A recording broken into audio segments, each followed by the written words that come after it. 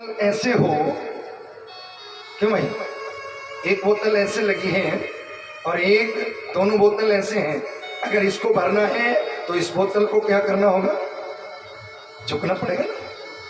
बिना प्रणत के बिना झुके कुछ प्राप्त नहीं कर पाओगे, इसलिए झुकना पड़ेगा।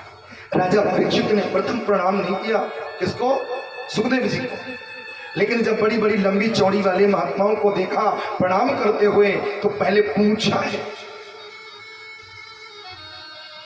लेकिन एक बात यहां पर और उठती है, बिना जाने पूछे भी किसी को प्रणाम नहीं करो। पहले समझ लो ये प्रणम्य है या नहीं। राजा परीक्षित ने प्रथम प्रणाम नहीं किया, लेकिन महात्माओं से पूछा, आप की उम्र 1 लाख वर्ष है और ये बालक 16 वर्ष का है, तो ये बात समझ में नहीं आती, आप इस 16 वर्ष के बालक को प्रणाम कर रहे हैं, जबकि उम्र की दृष्टि से देखा जाए तो आपके हिसाब से ये आपके नाती पोते लगते हैं और फिर भी आप इनको दंडवत प्रणाम कर रहे हो। ये बात समझ में नहीं आई। उन महात्माओं ने समाधान दिया है। महात्मा कहने लगे, वैसे तो यहाँ पर सुखदेव जी के पिता जो व्यास जी हैं वो भी मौजूद हैं, उन्होंने भी प्रणाम किया। सुखदेव जी के बाबा पाराशर हैं, उन्होंने भी प्रणाम किया। और वशिष्ठ जी जो परदादा के भी दादा हैं वो भी मौजूद हैं, उन्होंने भी प्रणाम किया। तो सुखदेव जी को जब प्रणाम करने के लिए पूछा तो महात्मा कहने लगे, हम इन्हें प्रणाम नहीं कर रहे, इनके शरीर को प्रणाम नहीं कर रहे। शरीर की दृष्टि से अगर देखा जाए तो ये हमारे नाती पोते हैं, लेकिन अगर ज्ञान की दृष्टि से देखा जाए तो हम इनके नाती पोते हैं। तो हम इनके शरीर को प्रणाम नहीं, हम इनके ज्ञान को प्रणाम करते। ज्ञान और शास्त्र ये कहता है, बड़ा कौन? क्या जिसके बाल सफेद हो गए हो वो बड़ा, या जो पहलवान हो, ज्यादा ताकत रखे वो, या जो जिसके पास रुपया ज्यादा हो? लेकिन आजकल पैसे वाला ही ज्यादा बड़ा है, जाकी लाठी बाई की भैंस। लेकिन शास्त्रीय मर्यादा ये है, बड़ा कौन? शास्त्र क्या कहता है? धन वृद्ध है, बल वृद्ध है, आयु वृद्ध है, तथैव च।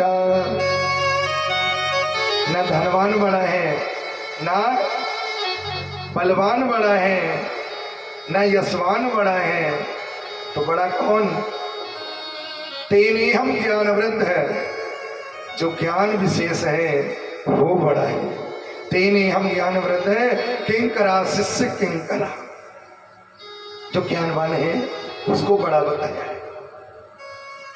और अब राजा परीक्षित को जब समाधान मिला तो राजा परीक्षित ने अब दंडवत प्रणाम, लेट गए चरणों में और लेट करके प्रणाम किया, महाराज आपको प्रणाम। और एक ही बात जानना चाहता हूं आपसे भी, क्या म्रियमाणस्य किम कर्तव्यम, मरने वाले को अपनी मुक्ति के लिए क्या करना चाहिए जिसको 7 दिन में मरना? सुखदेव जी हंस गए।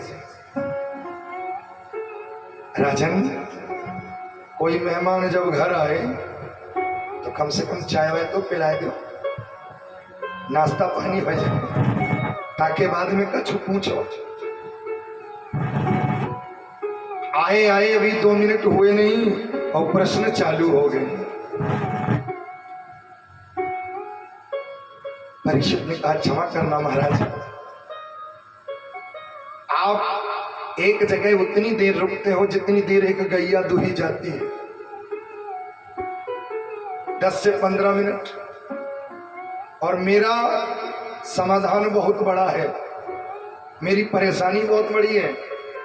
तो मैंने ये सोचा बेकार के प्रश्नों में बेकार की बातें न करके सीधे अपनी बात पर आऊं, इसलिए महाराज मैंने ये प्रश्न कर दिया। अभी अभी बड़े बड़े महात्माओं से प्रश्न किया था, बड़े बड़े महात्माओं ने कहा कि हम गारंटी नहीं लेते, आप मुक्त हो जाओगे। लेकिन सुखदेव जी ने जैसे ही राजा का प्रश्न सुना, पहले तो राजा को धन्यवाद दिया। धन्यवाद किस बात पर दिया? धन्यवाद दिया है, राजन तुम्हें बहुत बहुत धन्यवाद हो। क्यों?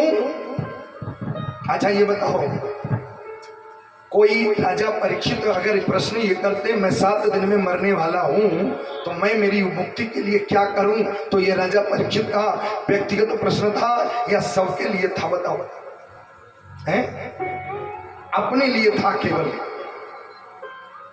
कि मैं मरने वाला हूं तो मेरी मुक्ति के लिए कोई उपाय बताइए। लेकिन राजा का प्रश्न ये नहीं है कि मैं मरने वाला हूं, राजा का प्रश्न है जो मरने वाला है, मरने वाले को अपनी मुक्ति के लिए क्या करना चाहिए। म्रियमाणस्य से किम कर्तव्य। तो मरने वाले अकेले राजा परीक्षित तो है नहीं, मरने वाले तो हम सब है। तो ये तो परोपकारी प्रश्न हुआ कि नहीं हुआ? और परोपकारी हमेशा धन्यवाद का पात्र होता है। क्योंकि कहा जाता है परहित सरिस धर्म नहीं भाई, परोपकार के जैसा कोई दूसरा धर्म नहीं। राजा परीक्षित ने परोपकार के लिए प्रश्न किया है। सुखदेव जी ने पहले तो धन्यवाद दिया और उसके बाद कहा राजन तुम कहते हो मुक्ति हो जाएगी, गारंटी हम लेते हैं। बोलो 1-1 लाख वर्ष की उम्र वाले लला यहां खड़े होकर देखो, जो इतना धासा बाजा लगाए आवाज कितनी है, टेप रिकॉर्डर भी तो ना बोल।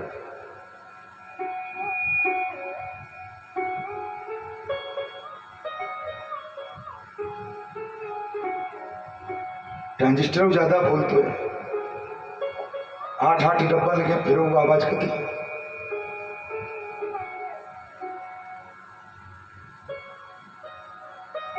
बोले भक्तवत्सल भगवान की जय। सीताराम सीताराम सीताराम कहिए, जाहि विधि राखे राम ताहि विधि रहे।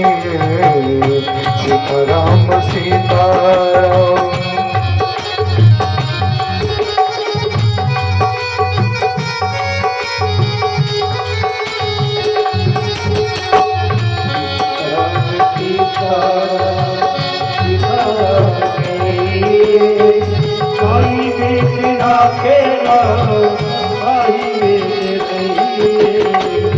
सीताराम सीताराम सीताराम कहिए, जाहि विधि राखे राम ताहि विधि रहे। सीताराम सीताराम।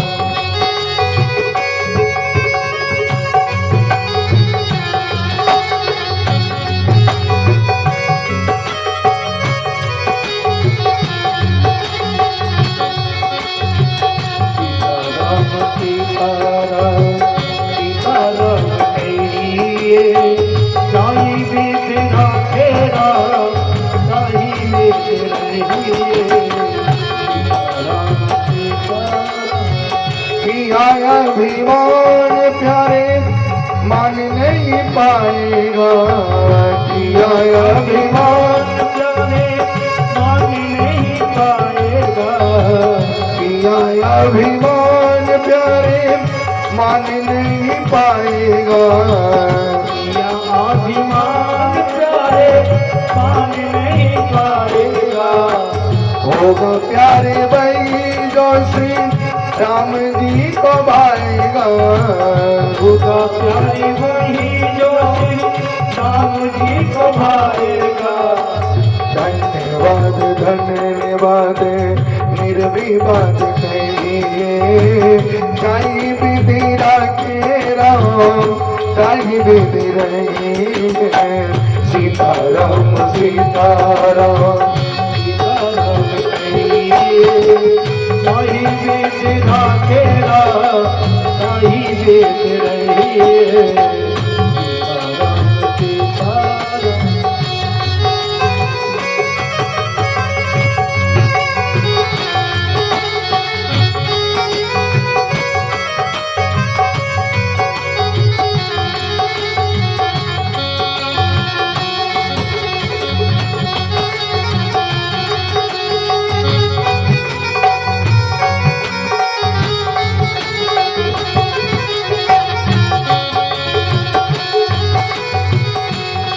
राम सीता।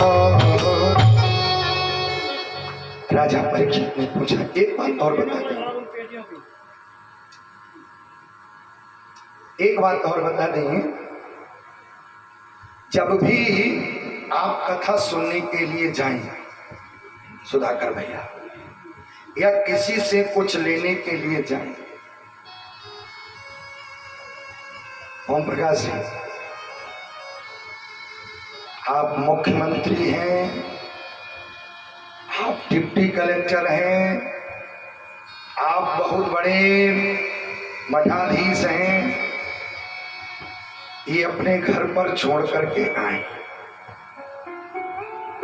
अगर कथा से कुछ लेना है। अभिमान में भर करके आएंगे कि हम बहुत बड़े, तो यहां से कुछ नहीं ले जाता। एक हैंड पंप के नीचे भरी हुई बाल्टी लगाओ और फिर नल चलाओ, क्या होगा भैया? बाल्टी भरेगी कि फैलेगी? और खाली लाओगे तो पहले से जो अंदर अभिमान भरा है उसको खाली करके आइए कि हम न तो मुख्यमंत्री हैं, न प्रधानमंत्री हैं, न डिप्टी हैं, न कलेक्टर हैं, हम एक श्रोता हैं बस। और जब तक व्यक्ति अपना अभिमान नहीं त्यागता, राजा परीक्षित ने पहले अपना अभिमान मारा है, अभिमान त्यागा है, तब कथा समझ में आई। म्रियमाणस्य किम कर्तव्यम, अभिमानी व्यक्ति कुछ नहीं ले जा सकता यहां से।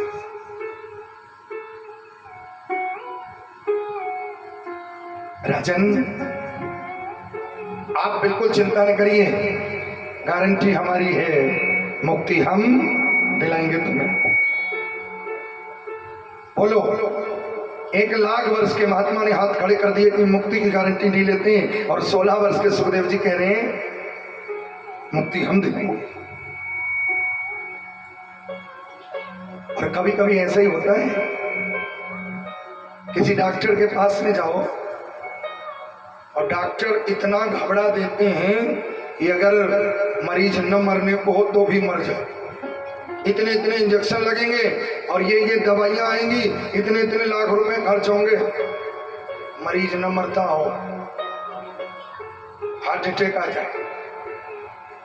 लेकिन कुशल डॉक्टरों की ये कुशलता होती है, मरीज कितना भी गंभीर क्यों न हो, और अगर ऐसे डॉक्टर के पास में व्यक्ति पहुंच जाता है तो गंभीर कितना भी हो, डॉक्टर तो चुटकी बजाई और मरीज को ऐसी सांत्वना दे देते हैं कि बातों बातों में ही आधा दर्द गायब कर देते हैं। अरे भैया, कतई चिंता न करो, अभी इंजेक्शन लगाया, अभी तुम चले जाओ। यही सुखदेव जी का दावा है। घबराए हुए राजा परीक्षित को सुखदेव जी ने धैर्य बताया है। अरे राजन, बिल्कुल चिंता करने की बात नहीं है, मुक्ति हम तुम्हें दिलाएंगे। और उसी समय राजन, ऐसे मर्ण धर्म प्राणी को सबसे पहले क्या करना चाहिए, आप सुनिए बड़े ध्यान से।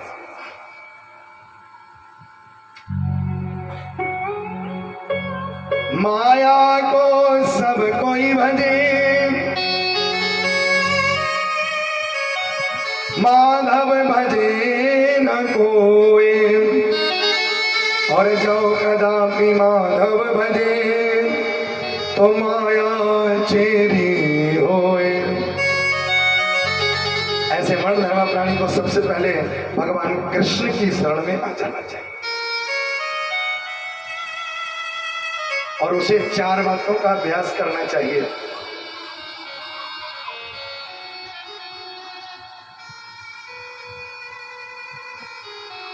ये वो बातें मैं बता रहा हूं जो भागवत में लिखी हैं। ये कथा की बातें हैं, देसी घी, बिल्कुल ओरिजिनल आपको सुना रहा हूं जो लिखा है, एक भी बात का मिलावट नहीं है।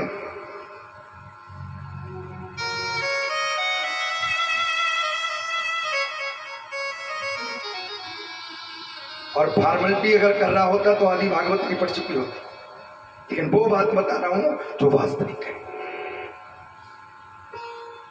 राजन, ऐसे मरण धर्मा प्राणी को 4 बातों का पहले अभ्यास करना चाहिए। क्या? जितासनो जित श्वासो जित संगो जितेंद्रिय।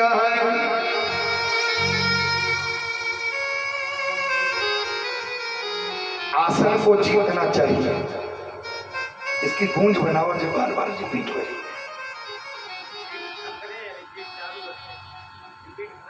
हाँ, रिपीट खत्म कर दो। ऐसे ठीक, ऐसे मरण धर्मा प्राणी को सबसे पहले 4 बातों का अभ्यास करना चाहिए। कौन कौन सी? पहली बात, एक आसन पर बैठना चाहिए। और एक बात और नोट कर लेना, अपने घर में आप जिस आसन पर बैठते हो, जिस आसन पर बैठ करके पूजा करते हो, जैसे हमारी ये व्यास गद्दी है, यहाँ इस व्यास गद्दी पर एक ही व्यक्ति बैठ सकता है, दूसरा अलाउ नहीं है। उसी प्रकार आपका जो आसन है, उस आसन पर आप ही बैठ सकते हो जितनी देर आप पूजा करेंगे। हमारे यहाँ जो ब्रह्मचारी लोग आते हैं तो उनका अपना एक निजी आसन होता है, उस आसन पर कोई बैठ नहीं सकता। तो सबसे पहले कोई भी आसन हो जो तुम्हें बढ़िया लगे, उस आसन को सिद्ध करो। 4 घंटे कथा सुनते हो, एक ही आसन लगा रहे, हमें देख लो जितनी देर बैठते हैं, 4 घंटे 4.5 घंटे एक ही आसन, और 4 घंटे में लोग न जाने कितने बदल देते हैं, कभी यूं कभी यूं कभी यूं। क्यों? क्योंकि बैठने का अभ्यास नहीं, आसन को नहीं जीता है। सबसे पहली बात, आसन को जीतो। और ये चीजें अभ्यास से ही आएंगी। जब मन खूब लगने लग जाए, देह का भान ही नहीं रहेगा, तो फिर चाहे जैसे भी बैठो, फिर ये नहीं लगेगा कि ये घुटना दुख रहा है या ये दुख रहा है। अभ्यास करिए आसन को जीतने का। दूसरी बात, जितासनो जित संगो, संग को जीतिए। संग जीतिए कैसे? असंग हो जाइए, दुर्व्यसनी लोगों का संग छोड़ दीजिए और सद्गुणी व्यक्तियों के पास में। दूसरी बात बताइए। तीसरी बात, श्वास पर कंट्रोल करिए। प्राणायाम के द्वारा रेचक, कुंभक और पूरक प्राणायाम होता है। ये 3 तरीके का, श्वास खींची, रेचक, श्वास रोकी, ये कुंभक, और श्वास छोड़ी, ये पूरक। इन 3 प्रक्रियाओं के द्वारा अपनी श्वास पर कंट्रोल करिए। कुंभक, रेचक कुंभक और पूरक के द्वारा, क्योंकि हमें उम्र तो मिली ही है लेकिन श्वासों की गिनती के आधार पर मिली है। जितनी देर आप श्वास अपने अंदर रोक लोगे आपकी उम्र लंबी। हमारे महात्मा लोग जो 1-1 लाख वर्ष जीते थे उनके पास और कोई तरीका थोड़ी था, बस सांस रोक करके बैठ जाते थे, लाखों वर्ष जीते थे।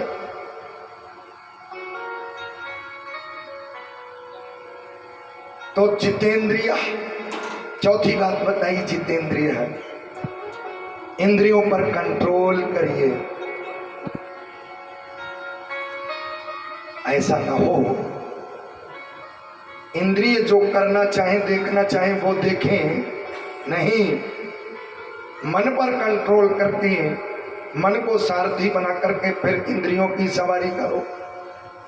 जो हम देखना चाहें वो हम देखें, न कि जीव जो चाहे कि अच्छी अच्छी खट्टी मीठी चटनी के द्वारा कोई टिक्की खाने को मिले, हैं? इस पर कंट्रोल करिए।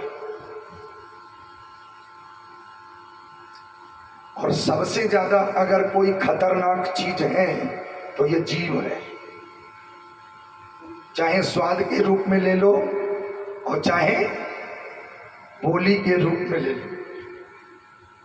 अच्छा, जीव के अंदर एक विशेष बात है, हमारे इस शरीर में कोई ऐसा अंग नहीं है जिसमें हड्डी ना हो, सिवाय जीव को छोड़कर। लेकिन इस जीव में वो ताकत है जो अच्छी अच्छी हड्डी तोड़वा देती है। खुद में हड्डी नहीं है लेकिन ये अच्छों अच्छों की हड्डी तोड़वा देती है। ओम प्रकाश जी, है कि नहीं? इसलिए जीव पर कंट्रोल करिए। और उसके बाद में 3 बातों का और अभ्यास बताया है। 7 दिन है तो 7 बातों का अभ्यास बताया। इन अभ्यास करने के बाद में 3 बातों का और अभ्यास करें। क्या? ऐसे मरण धर्मा प्राणी को भगवान के चरित्रों को ज्यादा सुनना चाहिए। भगवान के चरित्रों को ज्यादा से ज्यादा सुनना चाहिए। और जब खूब सुन ले, जैसे भागवत की कथा से आप जब घर जाएं, खाना खाने पीने के बाद में अपने खटिया पर जब लेटे, आज मैंने क्या सुना, उनका चिंतन करें, मनन करें, निधिध्यासन करें। और ये सब करने के बाद में सुनो, चिंतन करो और उसके बाद में फिर सत्संग करो बैठ करके अपने घर में ही। ये 7 बातों का अभ्यास। और अगली बात पूछी है राजा परीक्षित ने, सृष्टि विषय का प्रश्न किया। महाराज, मेरा प्रश्न है, आप कहते हो कि भगवान का भजन करना चाहिए, ध्यान करना चाहिए, तो मेरा ये प्रश्न है, भगवान इस दुनिया को क्यों बनाता है, कैसे बनाता है, ये हमें बताइए सबसे पहले। अगर भगवान की कथा के बारे में, चरित्र के बारे में, मनन के बारे में, चिंतन के बारे में, अब आप हमें उनके चरित्रों को सुनाइए। दुनिया बनाने वाले क्या तेरे मन में समाई, काहे को दुनिया बनाई तूने, काहे को दुनिया।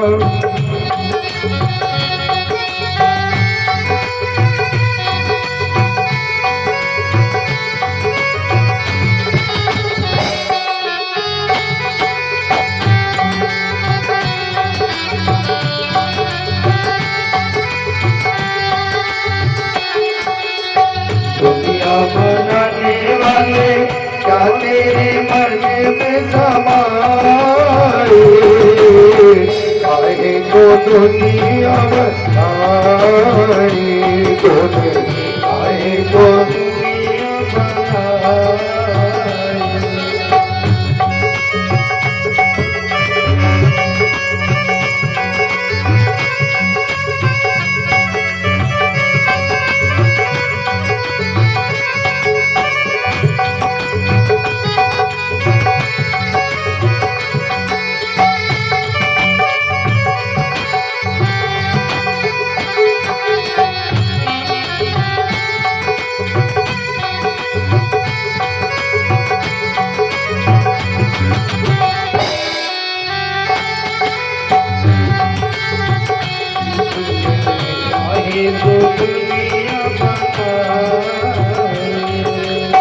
काहे बनाए तूने माटी के पुतले, काहे बनाए तूने माटी के पुतले, धरती ये प्यारी प्यारी मुखड़े ये उजले, धरती ये प्यारी प्यारी मुखड़े ये उजले।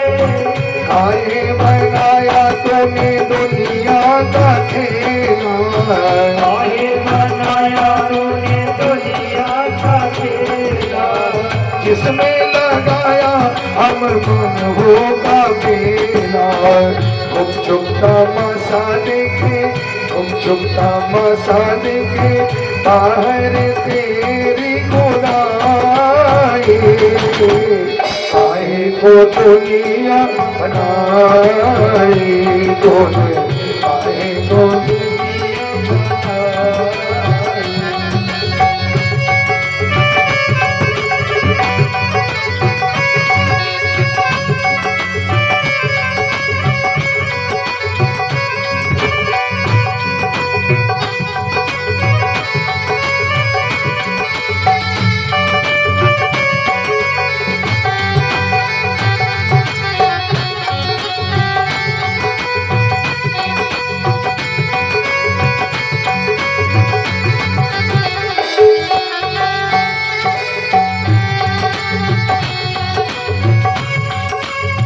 दुनिया बनाने वाले क्या तेरे अंग में समाए, काहे को दुनिया बनाई।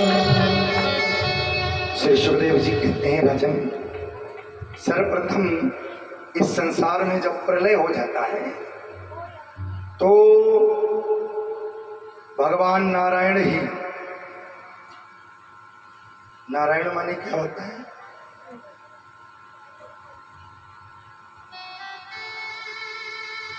नारायण कहते हैं, नार कहते हैं जल को, और आयन कहते हैं घर को।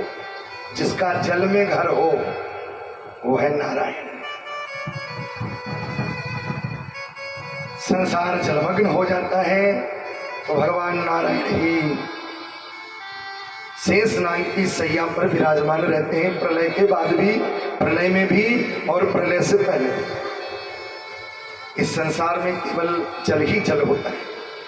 तो जब भगवान नारायण का मन सृष्टि का उत्पन्न करने का होता है तो सबसे पहले भगवान नारायण की इच्छा से उनकी नाभि से एक कमल उत्पन्न होता है। और जब कमल उत्पन्न होता है तो उस कमल पर 4 मुख वाले ब्रह्मा जी का प्रादुर्भाव होता है। ब्रह्मा जी कमल पर उत्पन्न हो गए और कमल पर जब ब्रह्मा जी उत्पन्न हो गए तो ब्रह्मा जी ने चारों दिशाओं को देखना चाहा, तो उन ब्रह्मा जी के 4 खोपड़ी हो गई चारों तरफ। फिर मन में विचार किया। अब देखिए ब्रह्मा जी